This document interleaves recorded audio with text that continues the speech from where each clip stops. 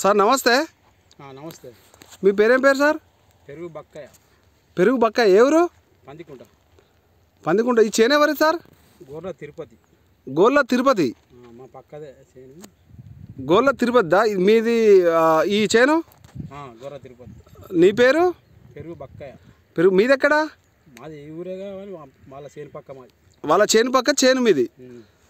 అంటే ఇది పత్తి ఎట్లుందే?